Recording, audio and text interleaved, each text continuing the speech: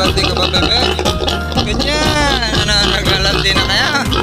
Ay, grabe. Oh, naglalandi ka, bebe. Bella. May Bella.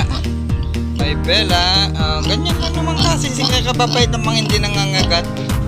Okay, ito po yung ang lahi nito, Landrace Durocaine Petrate Triple Cross. Ginawa natin inahin. Sabi nila matapang ang mga turo, pero depende po yan sa nag-aalaga. Tapos ito po yan, IEI yan. Check ulit tayo. Hello, ito mga buntis na to. Hindi ka muna kakain ng marami, mainit ang pitch. Saka na pag 70 days ito, kaiiya din. Bebe? Ang pamo mga ginuungot ka mat. Ito po yung nanay nung i-release natin. I-release ka rin ngayon, nag-i-standing ito. Kaya mayroon tayong dyan ice tsaka isang bus pa ng ito. Yan, kontakin nyo lang si Jmar Marmonte. Jmar Monte yung nasa Facebook nya, or hanapin nyo kay Sir Pinyo. Ayan, yan sa market. Okay, sharing. Tara na, tapos na yung trabaho natin dito. Good morning mga kapigmates. Ganda ganda ng mga kon natin, Durocaine Petrate. Nandito ngayon si Sir Jmar. Ayan, Facebook account niya, Jmar Monte. Jmar Monte, technician po ni Sir Tupinyo. Nag-i-AI po kami dahil standing kit ito inahin natin. Bali, 3. Yan, pinagsabay-sabay ni Sir Jmar. Sa 2, 3, pero itong kilt natin na may lawit din ay hindi muna. Palipasin muna natin ng isang kit nya for 21 days. Para sakto ay mag 7 to 8 months. Yan. Isusunod niya yung nandun. Gaganda ng mga kwan natin. Kukunin bukas. Nakuha na yung 3 at kukunin bukas ito. Yan yung mga kwan natin. Ang ganda na. Lumabas na yung pagkakwan na. Diba red? Tignan nagbago. Ito yung red. Yan. Bali kwan yung lahi niya. Turok 3. Ganda nung inahin natin. Tapos may lawit. Yan lahi nito. Baka ika-8 anakan na kasi yun. Susunod. Kaya sulit na to. Pero tingnan nyo yung katawan niya, kaya pa niya. Maganda, na-kondisyon. Ang ginawa natin po dito ay hindi pinakastahan kaagad kasi nga may edad na. Inindisyon namin ni Sir Jmar. Ininjikan namin yan ng vitamins. Okay? Yun yung vitamin E, D, E. I-inject ninyo. Yan, pinalipas namin ng halos buwan na ewan yan. Hindi pinakas lang kasi may edad na at okay naman, nakakondisyon yung katawan niya bago natin pakalalo. Malakas mga anak, 16.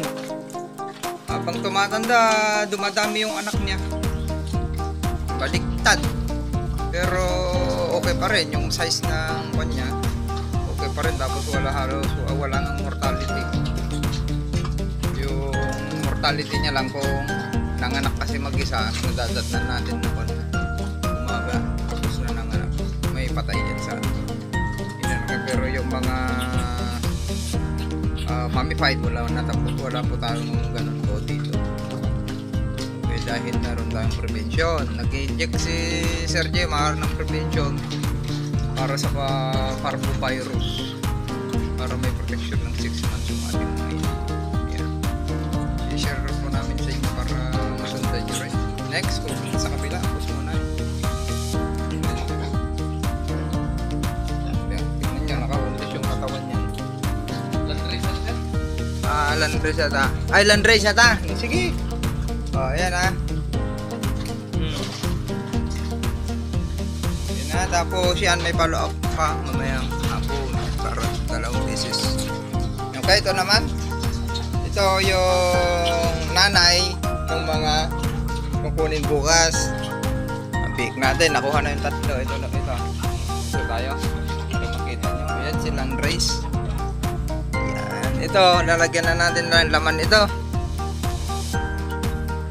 Ang dumi, hindi pa tayo nakapag-linis. Mamaya na lang pagkatang. Linisan natin. Ayan. Sir Jmar, i-pave nyo lang sa Facebook niya or puntahan nyo. Sir Tupinyo, doon nyo itanong. Diyan sa market. Tupinyo yung pangalan ng pwesto niya. Ayos! Standing head. Ayan. Galing. Okay, kinondisyon po namin yan bago iay. Tapos, ang gagawin po ninyo ay wag nyo kaagad pakainin ng marami. Kahit quick lang. Kasi mainit yung fish, lalo kung mainit yung panahon. Okay lang kung hindi mainit yung panahon. Para hindi matunaw yung similya. Kadalasan kasi sa ating mga backyard racer, hindi naman malamig yung ating pigiri. Ang bababa ng yero, wala pang bubida. Mainit. Tapos, tawag doon, pakain kayo ng pakain. Hindi nakukuha po yan sa dami ng pakain sa maraming ianak na biik, lalong natutunaw yung similya po.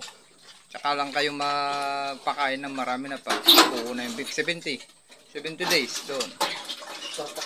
Pwede na. Kartak ya? Okay, yan na. Tapos ay salamat pala kay Sir Berdillo. Shout out kay Sir Berdillo, Bore Station sa San Manuel. Ayan, minsan nagtatanong sa atin eh. Yan, pakita natin yung ginamit. Ito. Ayan ha. Berdillo Bore Station. Tanong nyo rin kay Sir Jmar. Land race. Yan, may detested. At ito ay sure na buhay yung mga similya dahil na tignan po ito sa monitor. Sa microscope.